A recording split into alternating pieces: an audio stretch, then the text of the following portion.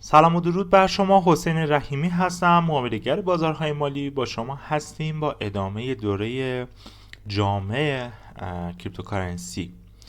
خب در خصوص مزیت‌های بازار کریپتوکارنسی و کارهایی که شما میتونید بکنید داخل این بازار، چند تا از امکاناتش رو بهش اشاره میکنیم. خب به عنوان کسی که داره داخل ایران زندگی میکنه، شما اگر که سرمایه یا پسندازی داشته باشید میتونید چند تا فعالیت انجام بدید که یکی از کارهایی که میتونید بکنید اینه که پولتون و سرمایه‌تون رو داخل بانک نگهداری بکنید. مشابه همین عمل رو ما در بازار کریپتوکارنسی داریم که بهش میگن استیکینگ. پس شما میتونید سرمایه‌تون رو بذارید توی بانک، 1 سال بمونه، 6 ماه بمونه. خب بر اساس قراردادی که با بانک میبندید میگید که ما میخوایم سپرده 3 ماهه داشته باشیم، میخوایم پس انداز 1 ساله داشته باشیم و بانک هم میاد زحمت میکشه 1 درصدی رو به شما میگه و در آخر قرارداد تقدیمتون میکنه که خب میتونید سرچ بکنید ببینید الان وضعیت به چه صورت هست و فکر میکنم بین 10% تا ماکسیموم 20% سود به شما میدن به ریال. یعنی چی؟ یعنی شما اگر 100 میلیون ریال یا 100 میلیون تومن بگیم بهتره بذارید توی بانک، آخر سال اگر بهش دست نزنید، فکر میکنم که مثلا حالا اگر 20% هم بگیریم 100 میلیون شما میشه 120 میلیون، در حالی که تورم میتونه سبقت بگیره و عملا شما سود که نکردید هیچ یک ضرری هم روی سرمایه خودتون به خاطر بحث تورم و بی‌ارزش شدن پولتون نسبت به دلار و نسبت به کالاهای روز اتفاق افتاده باشه.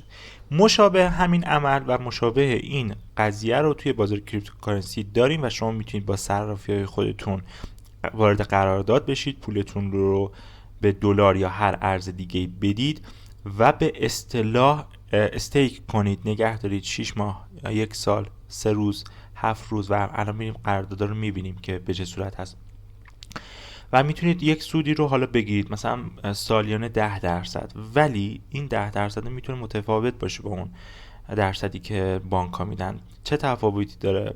تفاوتش اینه که پول شما به دلاره و خب با گرون شدن ارزش اون ارز پول شما هم با ارزش میشه، یه سودی هم اضافه تر میبرید. امیدوارم متوجه شده باشید که منظور من چیه. خب من اینجا براتون نوشتم که استیکینگ در رابطه سود به خاطر نگهداری یک ارز دیجیتاله در مکان مشخص که شما الان میریم منوشو میبینیم، میاید انتخاب میکنید یک ارزی رو، اتریوم، بیت کوین، تتر، هر ارزی که بخواید. که خب ما توی بازار کریپتوکارنسی تعداد ارزایی که داریم خیلی زیاده و مارکت خیلی بزرگی داره و اگر شما بیاد یکی از این ارزان انتخاب کنید و در صرافی یا کیف پول، خب بهتر که تو کیف پول باشه، نگه دارید و بهش دست نزدید، آخر تایمی که استیک کردید و وارد قرارداد شدید 1 درصدی به تعداد اون دارایی که دارید اضافه میشه و این خب میتونه خیلی برای کسایی که وارد بازار کریپتوکارنسی دارن میشن سودمند باشه. چرا این اتفاق میفته؟ ببینید یک سری الگوریتم داریم توی بازار کریپتوکارنسی که برای اینکه الگوریتم از بین نره و بمونه باید یک سری ارز توی استخر و دارایی اون بلاکچین بمونه. یه ذره اگر کلماتو اصلا هیچی نفهمیدیم باز اونقدر مهم نیست. ببینید من خدمتتون گفتم من معامله گرم و میدونم کجاها نیازه که بیشتر در موردش صحبت بشه، کجاها کمتر. ما 4 سال پیش یه دوره برگزار میکردیم، 4 جلسه فقط در مورد با الگوریتم ها صحبت میکردیم و بچه ها گیج میشدن به خاطر اینکه مبحث به شدت سنگینیه، به کارشون هم نمیاد. اگر خواستید برنامه نویس بشید، اگر خواستید چه میدونم توی رشته های آیتی یا هر چیز دیگه ای برید بلاکچین درست کنید، اون موقع میرید در موردش میخونید، ولی الان به عنوان کسی که میخواد با بازار مالی آشنا بشه نیازی ندارید بدونید الگوریتم چیه. ولی خب یه سری ارزها هستن برای اینکه ساختارشون بتونه خوب کار بکنه نیاز داره که یه نقدینگی زیادی توی استخراج بمونه و از مردم دعوت میکنه اگر این پول رو در اختیارشون بذارن که وارد استخر بشه بهشون سود میده، که خب این بر اساس الگوریتم پروف آف استیکینگ هست، استیک هست، که اثبات سهام هم فارسیش میشه و POS هم بهش میگن. یک مکانیزم اجماع هستش که توی بلاکچین اتفاق میفته که بر اساس این سیستم به شما پول داده میشه. بریم نگاه بکنیم چند تا از صرافی ها و استیکینگ ها رو تا شما با اعداد و این قسمت از بازار آشنا بشید. خب من داخل صرافی بایننس خودم لاگین کردم و الان در صرافی خودم هستم. شما میتونید این گزینه رو توی کیف پولتون همونجور که خدمتتون گفتم انجام بدید و خب وقتی که بخوایم در مورد با کیف پول ها صحبت کنم بهتون میگم اونجا چجوری استیکینگ کنید و توی همه صرافی ها هم تقریبا این منو هست و اینجا میبینید که در مورد با خود استیکینگ کاملا اومده صحبت کرده در مورد با ریسکش و شما میتونید خیلی راحت اینجا مطالعه خودتون رو انجام بدین. لرمور هم داره که خب اینجا هم بهتون گفته که پلتفرمش و الگوریتمش POS هستش و اینجا توضیح داده که چرا این اتفاق میفته. توی این منو خیلی راحت میتونید استیکینگ که خودتون انجام بدید، ارز خودتون رو شارژ بکنید و پرداختش رو انجام بدید و زمان البته تاریخچه است، این هیستوری تاریخچه هاتون هم نگاه بکنید. و یه منو هم داره، منوی ارن که خب یکی از قابلیت خوبه این بازار و بازار کریپتوکارنسی هستش که شما میتونید قرض بدید یا قرض بگیرید و سود بکنید و این هم خیلی میتونه خوب باشه.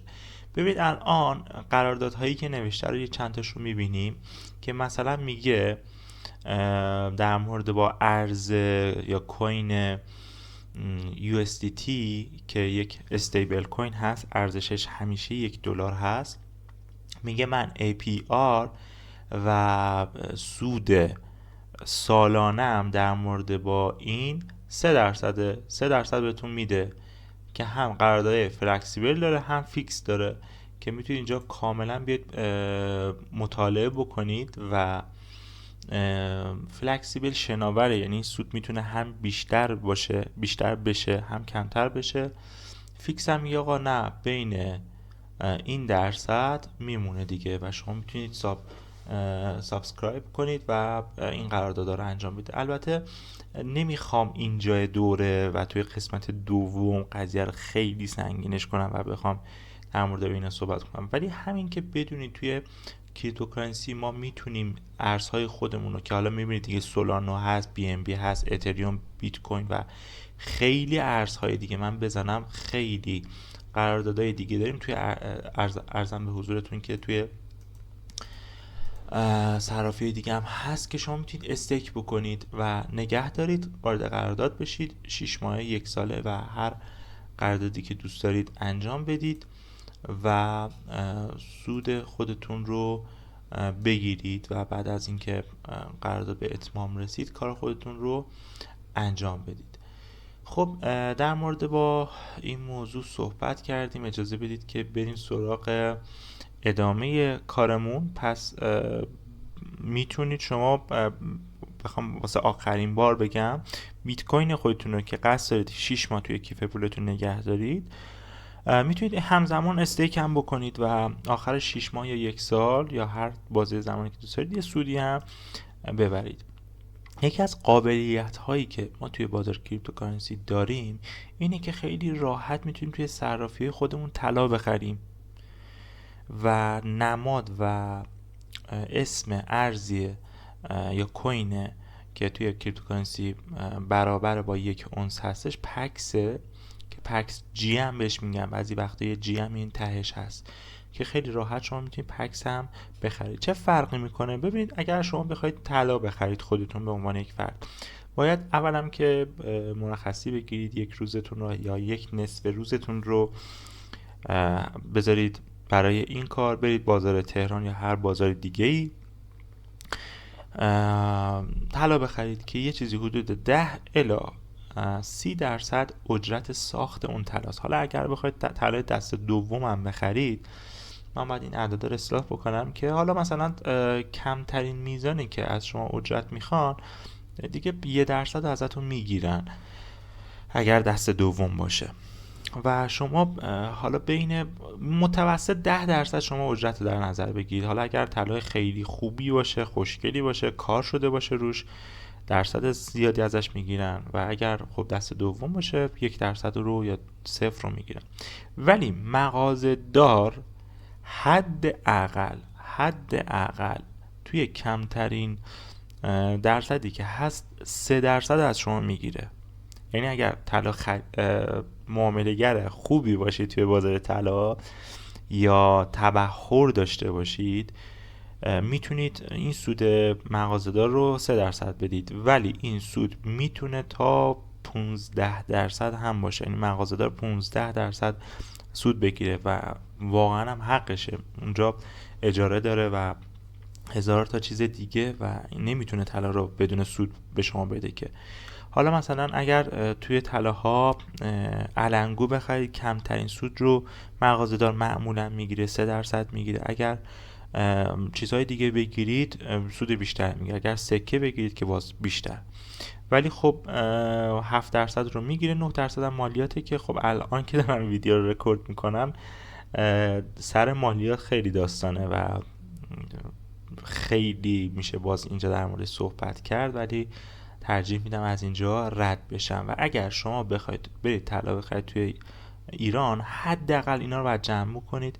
یه اجرت ساخت دارید تو بهترین حالت 1%، سود مغازه‌دار تو بهترین حالت 3% که میشه 4%، 9% هم مالیات، یه چیز حدود حالا این مالیات هم مثلا ندیم 4% یا 5% تو بهترین حالت خود شما کامیشن و کارمزد میدید، در حالی که توی بازار کریپتوکارنسی با یک کلیک کارمزد 0.075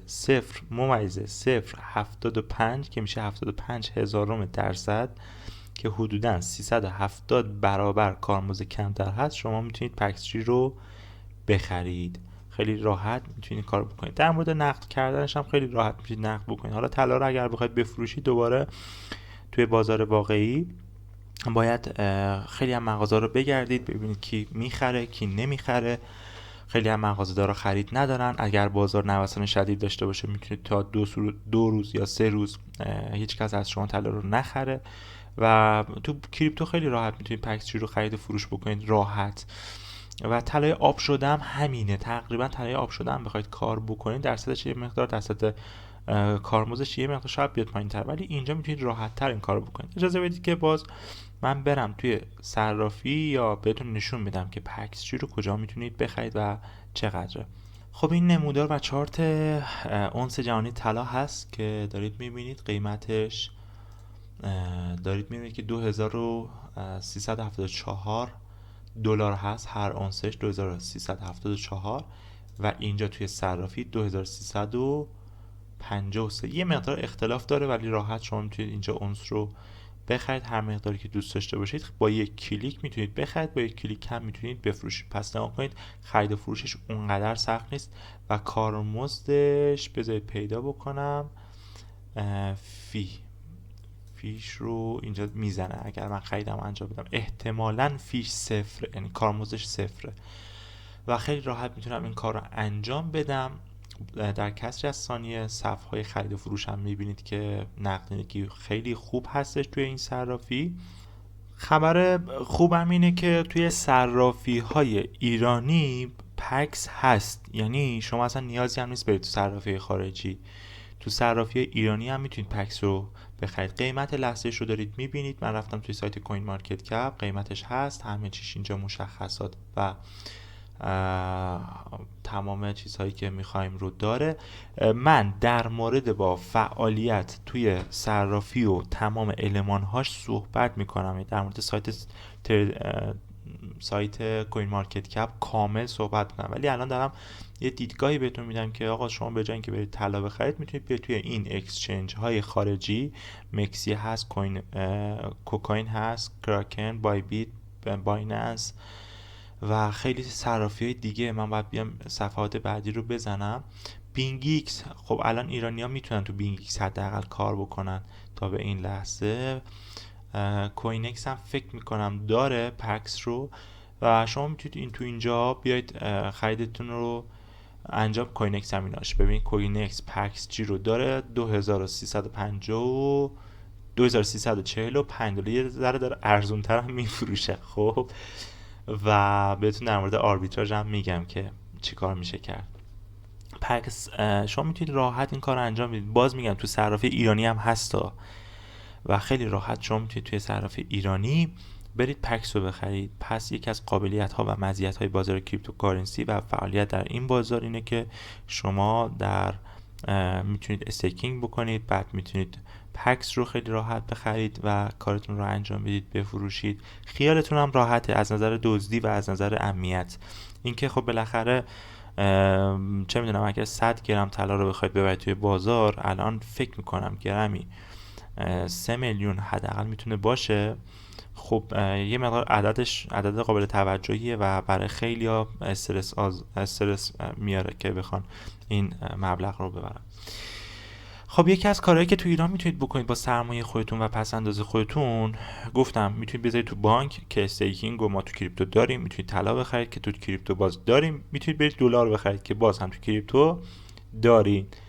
و نه تنها فقط دلار، کل ارزهای فیات و ارزهایی که وجود دارن شما میتونید توی کریپتو بخرید. پوند میتونید بخرید، لیر ترکیه میتونید بخرید، میتونید توی کریپتوکارنسی ها ین بخرید، ین ژاپن بخرید و هر ارزی که دوست دارید رو بخرید. حالا این رو باز اگر بخواید توی ایران انجام بدید کد ملی باید بدید به صرافی و باز مسئله مالیات رو در موردش صحبت نمی کنم. شما بهتر از من میتونید حدس بزنید که چه اتفاقی براتون میفته اگر بخواید بیشتر از یه عددی بخرید. فکر میکنم سالانه تا 2000 دلار مشکلی نداره، ولی به محض اینکه بیشتر از این عدد بخرید یه مقدار میتونه براتون مسئله ساز باشه و باز هم صف رو باید وایسید. خیلی جاها دلار گیرتون نمیاد. اینکه دلار تقلبی باشه یا نباشه باز داستان خودش رو داره، ولی خیلی راحت توی صرافی شما میتونید برید تتر بخرید و تتر هر یک تتر $1 و خیلی راحت میتونید انتقال بدید، بذارید توی کیف پولتون، هر موقع دوست داشتید با یک کلیک بفروشید و خیلی راحت میشه نقدش کرد. اگر بخواید پوند بخرید همینطور و الی آخر. باز من اومدم توی سایت کوین مارکت کپ ارز کوین یورو رو براتون آوردم که مقدار دلارش 1.07. خب یورو گرونتر از دلار هست در حال حاضر و شما میتونید هر مقدار که دوست دارید بخرید. بازارهایی که میتونید این کارو بکنید کوین بیس هست و 100% توی صرافی‌های غیر متمرکز هم میتونید این کارو بکنید. در جلوتر در موردشون کامل صحبت میکنم که صرافی غیر متمرکز چجوری میشه ازشون استفاده کرد و کدوماشون خوبن و همونجور که میبینید بازارهای مختلفی شما میتونید این کار رو انجام بدید. حالا این یورو شما میتونید پوند بخرید، لیر بخرید و هر ارزی که دوست دارید رو میتونید توی بازار کریپتوکارنسی بخرید. نه میتونه جای ثبت بشه، نه امنیتش اونقدر پایین هست و خیلی راحت میتونید خرید و فروشتون رو انجام بدید. یه نکته موند از اسلاید قبلی که در مورد با پکس بود، اجازه بدید من برگردم روی پاورپوینت. ببینید در مورد با پکس چی، من خدمتتون گفتم که قیمت پکس اونسه. اگر بخواید به گرم در بیارید، یعنی بدونید که هر به گرم 18 عیار به پول خودمون چقدر میشه، بذارید محاسبهش رو بگم اگر دوست داشتید استفاده بکنید. ببینید برای حساب کتاب کردن که هر گرم طلای 18 عیار چقدر میشه به اونس، شما باید بیاید اول یک المانی رو حساب بکنید به نام مزنه که به چه صورت به دست میاد. باید برید قیمت اونس جهانی رو که الان من از سایت تریدینگ ویو در آوردم که نمادش و تمام آموزش سایت تریدینگ ویو رو ضبط شده، در آینده بهتون داده میشه و میتونید ببینید از سایت تریدینگ ویو در بیارید یا از هر سایت دیگه ضرب بکنید به نرخ آزاد دلارمون که خب ببینید دلار چقدره. باز خب قیمت دلار هم خیلی راحت میتونید در بیارید، تقسیم بکنید به این عدد ثابت، براتون یک عددی در میاد. بعد بیاید چی کار بکنید، این عددی که اینجا به دست آوردید تقسیم بر 4 / فلان که دارید میبینید دیگه 33.18 بکنید. ارزش هر گرم طلای 18 عیار به دست میاد. حالا اگر رفتید بازار تهران دیدید گرونتر بوده، حباب معمولا دارن بالاتر میفروشن. اگر دیدید پایین تره که معمولا این اتفاق نمیفته، دارن پایین تر میفروشن دیگه. که گفتم اینم بهتون بگم که اگر خواستید حساب کتاب بکنید که چند گرم طلا دارید میخرید توی کریپتوکارنسی، خیلی راحت بتونید این محاسبات رو انجام بدید. من میتونم این کارو بکنم براتون، ولی خب یه ضرب و تقسیم دیگه، حجم ویدیو میره بالا و زیاد چیز خاصی نیست. بازم خدمتتون گفتم هر جایی سوال داشتید میتونید از پشتیبانی و خودم بپرسید. باز هم من رفتم داخل صرافی ایرانی ولکس خودم برای اینکه خیالتون رو راحت بکنم. شما تو صرافی ایرانی هم خیلی راحت میتونید ریال بدید و پکس رو بخرید و بعد از خرید دوست داشتید تو همین صرافی نگه دارید، دوست داشتید بذارید تو کیف پولتون که بعدا در موردش صحبت میکنم. اینم خواستم خدمتتون بگم که داره قیمتش مشخصه و همه چیش مشخص هستش. خب بعد از اینکه متوجه شدید شما توی بازار کریپتوکارنسی میتونید پول خودتون رو استیک بکنید، میتونید طلا بخرید، میتونید خیلی راحت ارزهای فیات بخرید که خب یکیش رو مثال زدیم. شاید شما پسندازتون رو توی ایران بخواید برید کالا بخرید، برید نقره بخرید، برید آهن بخرید نگه دارید، برید حالا نمیدونم نفت بخرید یا چه میدونم سیب زمینی بخرید، برید هر کالایی رو بخرید که فکر بکنید این کالا میتونه با نگهداری شما گرون بشه. این کالا توی بازار کالای کریپتو هم هست، یعنی دیگه باز نیازی نیست شما برید بخرید و شما هم این قضیه رو توی بورس تهران دارید تقریبا خیلی محدودتر و هم در بازار فارکس دارید که خب ما توی قسمت پرفچوال و فیوچرز بازار فارکس نمیتونیم کار بکنیم، بعدا بهتون میگم چرا. توی قسمت CFDش کار میکنیم و توی کریپتوکارنسی ها شما خیلی راحت میتونید کالا رو بخرید و توی صرافی خودتون یا کیف پول خودتون نگه دارید که خب تعداد کالاهایی که میتونید بخرید خیلی زیاده و شما میتونید توی بازار کریپتوکارنسی ارزم به حضورتون که ذرت خرید و فروش بکنید، نفت خرید و فروش بکنید. کوین هایی داریم که هر یک کوینش ارزشش برابر با مقدار قیمتی نقره، پالادیوم، انواع و اقسام فلزات که شما خیلی راحت توی بازار کریپتوکارنسی میتونید این کارو بکنید.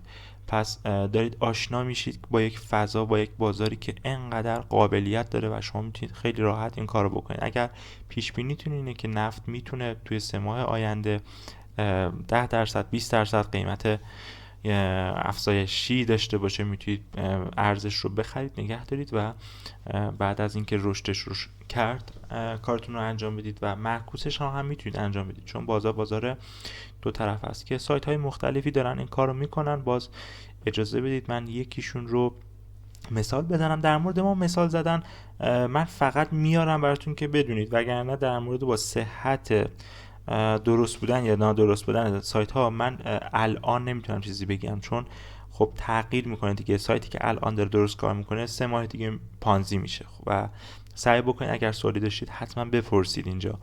برید من یک سرچ خیلی ساده زدم که مثلا اگر بخوام ارز پالادیوم رو بخرم به چه صورت هست. یه صرافی برای من آورده، من میتونم اینجا یه اکانت بسازم و ارز خودم رو بخرم. باز هم خدمتتون میگم باید حتما بیاید و اون لحظه بپرسید. در مورد با خرید ارزهای کالایی هم توی صرافی ها هست، یعنی هم توی صرافی ایرانی هست هم توی صرافی خارجی که توی خود بایننس و تمام صرافی که اسمش رو آوردم و در آینده میارم میتونید این خرید رو داشته باشید. خب گزینه های مختلف دیگه توی بازار کریپتوکارنسی هست که خیلی جذاب میکنه این بازار برای کسایی که طرفدارش هستن.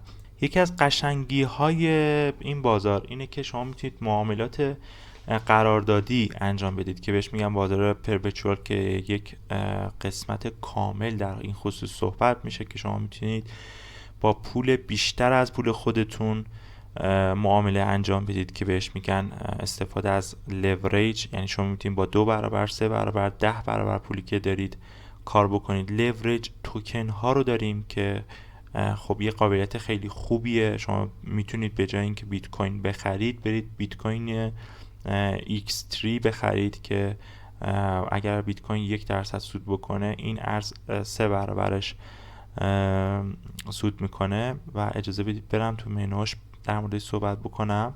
من اومدم داخل صرافی که خیلی راحت تر بتونم صحبت بکنم. ببینید بازار کریپتوکارنسی بازاری که شما میتونید خیلی راحت NFT هاتون رو خرید و فروش بکنید. البته در مورد با NFT یه ویدیو جداگونه ضبط میشه و بدونید که خب خیلی قابلیت فوق العاده هست. البته که در حال حاضر برای ایرانی‌ها اونقدر قابلیت استفاده نداره.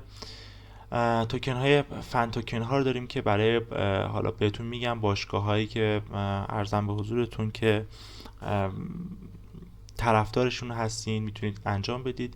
اینجا یه دونه خیریه داره، شما میتونید تو کریپتو حتی کار خیر بکنید و قسمت لندینگ و قسمت قرض دادن و قرض گرفتن رو داره. یه جوری شما میتونید توی بازار کریپتوکارنسی هم پول قرض بدید و سود بگیرید در مقابل پولی که قرض دادید و بعد از اینکه بازه زمانی مشخص کردید پولتون باید برگردونده بشه و این اتفاق میفته. هم میتونید قرض بگیرید، میتونید ماینینگ بکنید. ماینینگ های ابری داریم توی کریپتوکارنسی، دیگه نیازی نیست برید دستگاه ماینر به صورت فیزیکی بخرید. خیلی راحت میتونید اینجا قراردادهایی داره که میتونید خیلی راحت این کار رو انجام بدید. در موردش مطالعه میتونید بکنید که خب اینجا اومده در مورد با اطلاعات هش و الگوریتم و نتورک همه اینا صحبت کرد که بازم سعی میکنم در موردشون در آینده بیشتر صحبت بکنم که یک گزینه فوق العاده هست توی بازار کریپتوکارنسی.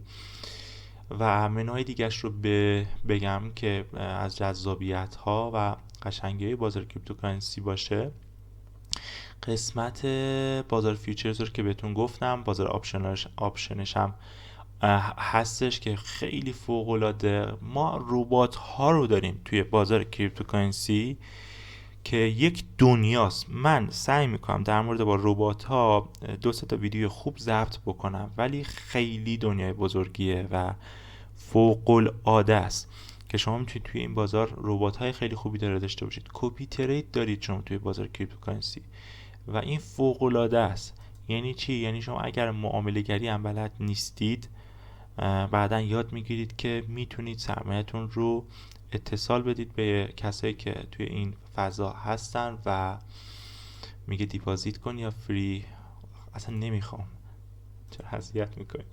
میتونی مثلا این کار رو انجام بدی، یکی از اینا رو انتخاب بکنی که در موردش صحبت میکنم. یکی از قابلیت‌های قشنگ کریپتوکارنسی هستش که میتونید سرمایه‌تون رو کپی بکنید، تریدای این اشخاص رو کپی بکنید و یک سود خوبی رو به صورت ماهانه بگیرید که انواع اقسام داره که در آینده کامل اینجا رو در موردش صحبت میکنیم. و شما اینجا مارجین رو دارید، معاملات مارجین رو دارین که میتونید چند برابر بیشتر از سرمایه خودتون کار بکنید و P2P و API که بعدا در موردش صحبت میکنیم. و در حالت کلی کریپتوکارنسی بازاری که به نظر من میبایست همه یادش بگیرن، چون که تقریبا یک علمیه که شما برای اینکه بتونید زندگی بهتری داشته باشید، روزمرگیتون رو بتونید انجام بدید در آینده، باید این منوها رو بلد باشید، باید بتونید کار بکنید و تقریبا جزو سوادهای بیسیکی هستش که وجود داره و شما باید اینها رو در بر بگیرید. خب تقریبا قسمت دوم هم تموم شد. از قسمت بعدی یه مقدار عملیاتی تر و شروع میکنیم به گفتن دونه دونه از اصطلاحاتی که توی بازار کریپتوکارنسی استفاده میشه. من سعی کردم توی این 2 قسمت یک شناخت کامل و کوچیکی در مورد با اتفاقهایی که توی بازار کریپتوکارنسی میفته بهتون بدم. در مورد با دیتیلش و ریزکاریش توی قسمت‌های آینده در خدمتتون هستیم تا ریز به ریز مطالب رو یاد بگیرید. پرسود و پربرکت باشید. روزتون خوش.